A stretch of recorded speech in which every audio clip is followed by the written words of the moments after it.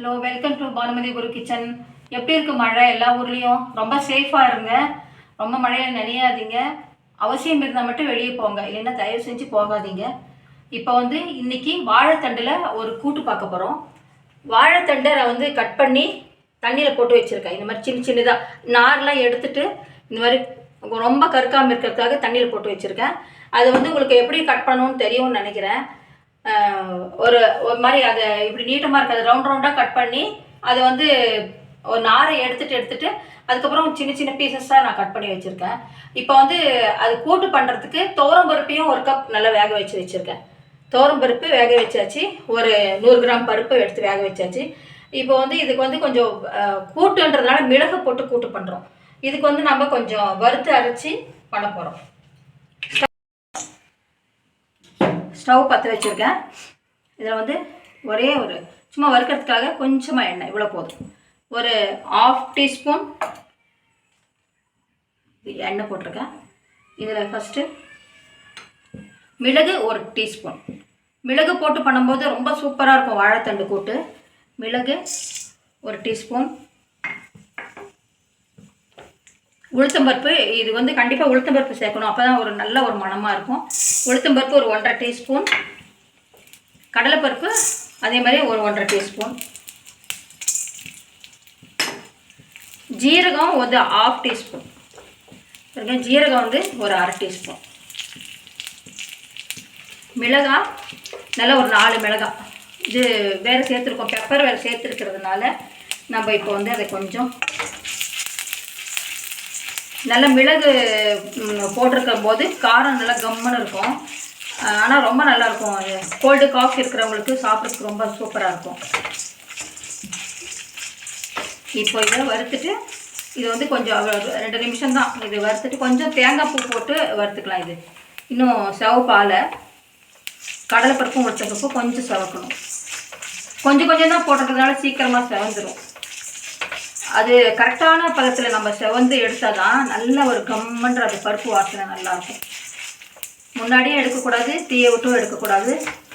பொருள் அந்த ரெசிபி கெட்டுடும். அதனால் கொஞ்சம் கரெக்டாக நல்லா சிவப்பாக நல்லா இப்போ இந்த மாதிரி வறுத்துட்டு இருக்கும்போதே நல்லா அந்த உளுத்தப்பருப்பு கடலைப்பருப்போட வாசனை நல்லா மூக்குக்கு வந்துட்டுருக்கு.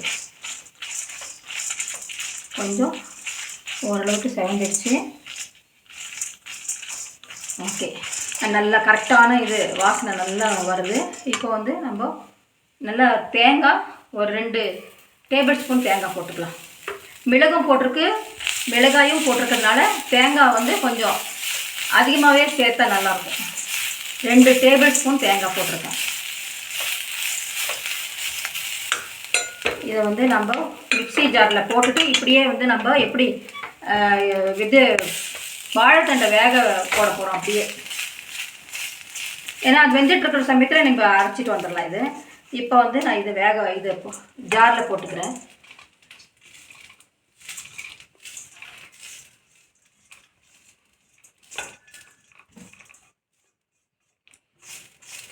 மிக்ஸி ஜாரில் போட்டுட்டு கொஞ்சம் ஆற விட்டுட்டு இப்போ நாங்கள் அப்படியே ஸ்டவ் ஆனால் இதில் ஃப்ளேம் அப்படியே தான் இருக்குது. இப்போ அரைச்சிட்டு வந்துடலாம். அதுக்குள்ளார இங்கே ஆயில் ஒரு 2 டீஸ்பூன் ஆயில் விட்டுக்கலாம். சூடாக இருக்கிறதுனால கொஞ்சம் பாருங்கள், கடுகு ஒரே ஒரு மிளகாய் கிள்ளி போட்டிருக்கேன். எந்த ஒரு தாளிப்புக்குமே ஒரு மிளகாய் கிள்ளி போட்டால் ரொம்ப நல்லாயிருக்கும்.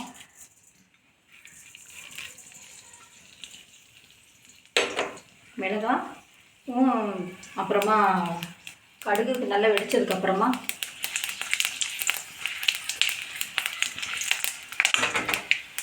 ஒரு 1/2 டீஸ்பூன் மஞ்சள், கொஞ்சம் கருவேப்பிலை. கருவேப்பிலை உங்களுக்கு எண்ணெயிலே போடும்போது நல்லா அது பொரியறதே நல்லாயிருக்கும். அதனால் நம்ம இப்போ தாளிப்பு கடுகு நல்லா வெடிச்சதுக்கப்புறமா கடுகு போடுறதுக்கு கருவேப்பிலை போடுறதுக்கு மாதிரி கொஞ்சம் பெருங்காயம் போட்டுக்கலாம். பெருங்காயமும் ஒரு 1/2 டீஸ்பூன் சேர்த்தாச்சு. இப்போ கருவேப்பிலை கருவேப்பிலை போட்டுட்டு இப்போ நம்ம வாழைத்தண்டு கட் பண்ணி வச்சுருக்கிறத இதை சேர்க்க போகிறோம். பாருங்கள், தண்ணியில் போட்டு வச்சுருக்கேன். இந்த வாழைத்தண்டை வந்து இதில் போடணும்.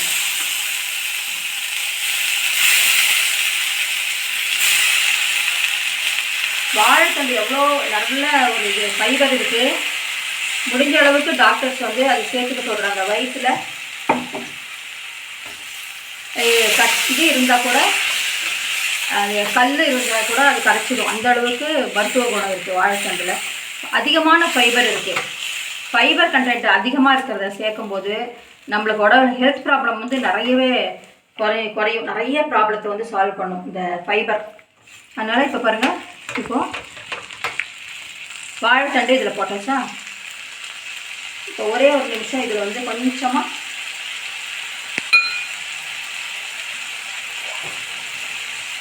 கொஞ்சம் தண்ணி விட்டு இதை வந்து வேக போட போகிறோம். ரொம்ப தேவையில்லை. ஒரு 2-3 டீஸ்பூன் தண்ணி விட்டு இதை வந்து வேக வச்சிடலாம்.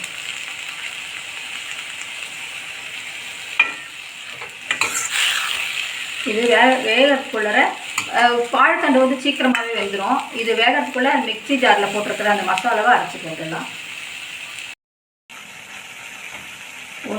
இது வேக போட்டு, வாழைத்தண்டை வேக போட்டு ஒரு 3 நிமிஷம் தான் ஆச்சு. பாருங்கள், சூப்பராக வெந்துருச்சு. பாருங்கள், அருமையாக வந்துடுது. சூப்பராக நல்லா மாவு மாதிரி நல்லா வெந்துருச்சு.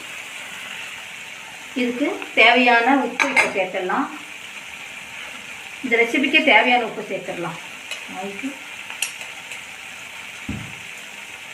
உப்பு சேர்த்தாச்சு. இப்போது இதுக்கு 1 நிமிஷம் கலக்கிட்டு சீக்கிரம் அப்சர்வ் பண்ணிவிடும். வாழைத்தண்டெல்லாம் உப்பை வந்து சீக்கிரமாக நல்லா, இப்போ 1 நிமிஷம் கழித்து நீங்கள் எடுத்து டேஸ்ட் பண்ணாலே நல்லா உப்பு இறங்கியிருக்கும் காயில்.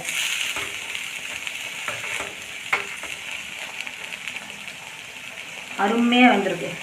இப்போது நல்லா இந்த பாருங்கள், இந்த துவரம் பருப்பு வேக வச்சு வச்சுருக்கேன். இதில் சேர்த்துடலாம். பருப்பும் காயும் சேர்ந்து 1 நிமிஷம் வெந்ததுக்கு உடனே நான் இந்த அரைச்சதை மசாலா அரைச்சிட்டு வந்தேன் இல்லைங்களா மிக்ஸி ஜாரில், கடலைப்பருப்பு, உளுத்தம்பருப்பு, கொஞ்சம் மிளகாய், தேங்காய், அதை வந்து இதில் சேர்த்துடலாம். இந்த மாதிரி அரைச்சி சேர்க்கும்போது ரொம்ப சுவையாக இருக்கும். அது அருமையாக இருக்கும். அது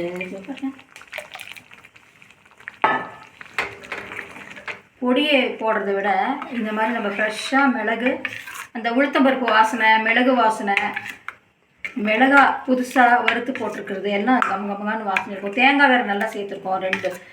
2 டேபிள் ஸ்பூன் தேங்காய் சேர்த்துருக்கோம். அருமையாக இருக்கும். இப்போ எல்லாம் போட்டாச்சு. லாஸ்ட்டில் கொஞ்சம் புளித்தண்ணி விட போகிறேன். இது வந்து ஏன் லாஸ்ட்டில் விடுறேன் அப்படின்னா, இந்த புளித்தண்ணியை ஏன் லாஸ்ட்டில் விடுறேன் அப்படின்னாக்க, ஃபஸ்ட்டே விடும்போது அந்த வாழைத்தண்டெல்லாம் ரொம்ப அந்த புளிப்புத்தன்மை தெரியும். இப்போ நம்ம மசாலா போட்டு பருப்பையும் போட்டு லாஸ்ட்டில் இந்த புளித்தண்ணி விடும்போது உங்களுக்கு அந்த ரெசிபி, அந்த குழம்புல வந்து புளிப்புத்தன்மை சேரும்போது டேஸ்ட் அதிகமாக இருக்கும். ஆனால் காயெல்லாம் புளிப்பு சேராது.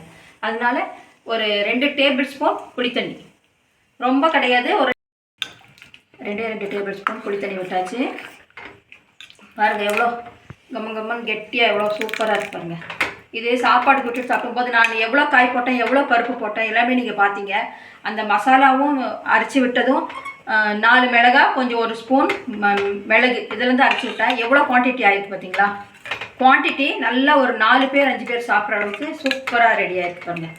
அருமையாக இருக்குது. இப்போ நம்ம இதை பாருங்கள், அந்த வாழைத்தண்டு இருக்கிற நார் இப்போ நல்லா ஒரு கொதிக்க வச்சுட்டு, நம்ம ஃபஸ்ட்டே கடுகெல்லாம் போட்டதுனால திரும்பவும் தாளிக்க தேவையில்லை. இப்போ நம்ம கொதிக்க விட்டுடலாம். நல்லா கொதிக்குது பாருங்கள். அருமையாக அந்த மேலெல்லாம் அந்த மஞ்சளாக போத்து வருது பார்த்தீங்களா. இதுதான் நம்மளுக்கு ஃபினிஷிங் ஸ்டேஜ்னு அர்த்தம். நல்லா அந்த ஏற்கனவே வறுத்து அரைச்சிருக்கிறதுனால அதோட வாசனை, பருப்பு வாசனை, வாழைத்தண்டு வாசனை எல்லாம் சேர்ந்து கம்மன்னு இருக்குது. கண்டிப்பாக இது செய்யும் போது வீட்டுக்குள்ளே நீங்கள் வந்தால் கூட அது என்ன செஞ்சீங்க, அவ்வளோ நல்ல கம்மன்னு வாசனை வருதுன்னு சொல்லுவீங்க. அவ்வளோ சூப்பராக இருக்குது. இது வந்து நம்ம சாப்பாட்டுக்கு பிசைஞ்சிக்கும் போது ஒரு 1/2 ஸ்பூன் நல்லெண்ணெய் விட்டுட்டு பிசைஞ்சு சாப்பிட்டா ரொம்ப சூப்பராக இருக்கும். வாழைத்தண்டு கூட்டு கண்டிப்பாக செஞ்சு பாருங்கள். சப்ஸ்கிரைப் பண்ணாதவங்க சப்ஸ்கிரைப் பண்ணுங்கள். ஃப்ரெண்ட்ஸுக்கு ஷேர் பண்ணி விடுங்க. கமெண்ட்ஸ் பண்ணாதவங்க கமெண்ட்ஸ் பண்ணுங்கள். அதே மாதிரி பெல் பட்டன் ப்ரெஸ் பண்ணால் தான் ஆல்ட்ரு ஆப்ஷன் வரும். அதையும் நீங்கள் ப்ரெஸ் பண்ணால் தான் நான் போடக்கூடிய வீடியோக்கள் நோட்டிஃபிகேஷனில் வரும். இப்போ பார்த்தீங்கன்னா இதில் சர்வ் பண்ண போகிறேன். பாருங்க எவ்வளோ நல்லா இருக்காங்க, அருமையாக இருக்கு. இந்த வாழைத்தண்டு பாருங்க.